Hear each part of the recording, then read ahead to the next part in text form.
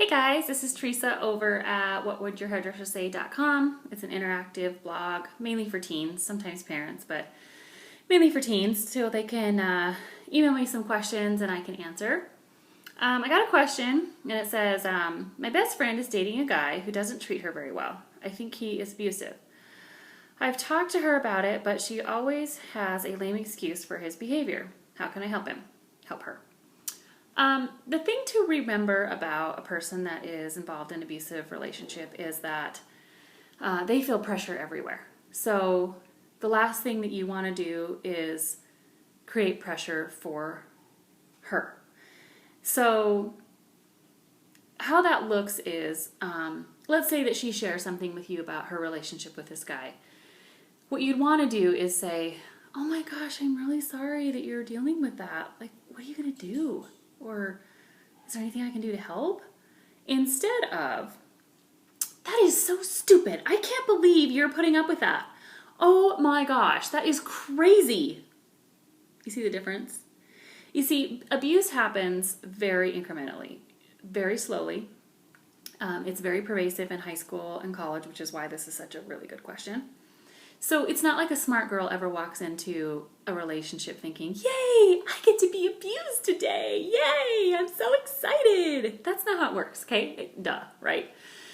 How it works is usually the relationship starts out being, fun, and the guy's charming and, thinks that she is the greatest thing since sliced bread. This is wonderful. And then pretty soon, he starts... maybe rolling his eyes like at what she's wearing, like that. And she's like, what? What's wrong with what I'm wearing? Or, maybe she's talking to somebody in the hallway that's not, quote, popular.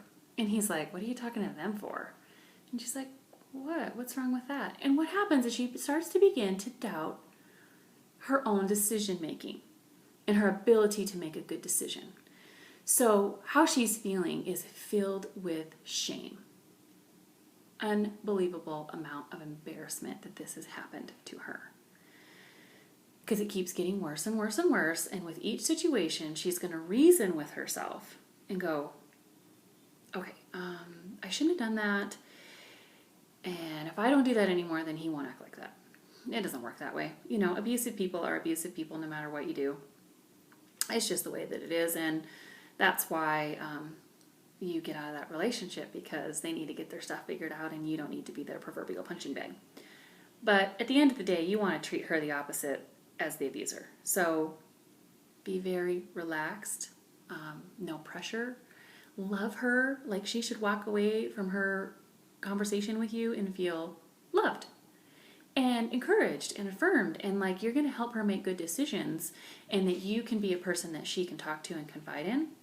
If you judge her, like so many people create so much damage, almost more damage than the abuser in the first place, by standing in they're like the judge and jury of this poor girl's life. Like, it's not like she raised her hand and asked for this. And you just don't condemn her, okay? Just understand that this could happen to anybody. And it does happen to smart women every single day. 1 in 4 women are involved in some kind of domestic abuse. And those girls aren't stupid. Okay? They got duped. And that's just the way it is. So the other thing, do not confront the guy. Now, if you see him physically assault her, call the cops. Absolutely. I mean, a trip to jail might do him some good. And it might bring light to what she's dealing with so that other people are aware and so she can get help that she needs. And people are aware and go, hey, what can we do to help?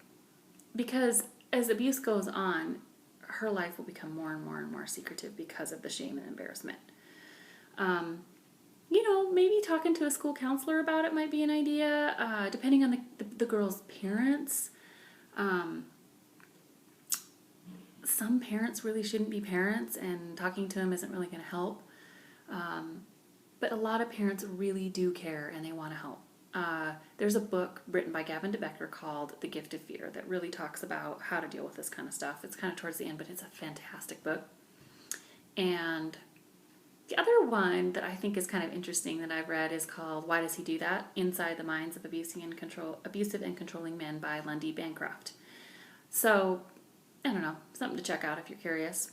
But at the end of the day, just, ask questions, be empathetic, love her, be there for her.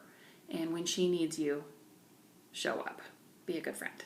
I hope that helps, and that it turns out well, that she gets the help that she needs, and she just gets away from this guy. And he needs to figure out his own issues, and it's not up to her to help him. Especially when you're dating. Just walk away. What you're looking for is an amazing person that has already done the work in their own life, and that you are doing the work in your life to be an amazing person. And if the person you're dating isn't that, then you need to move on. So, hope that helps, and I will see you in the next video. Love to you all. Bye.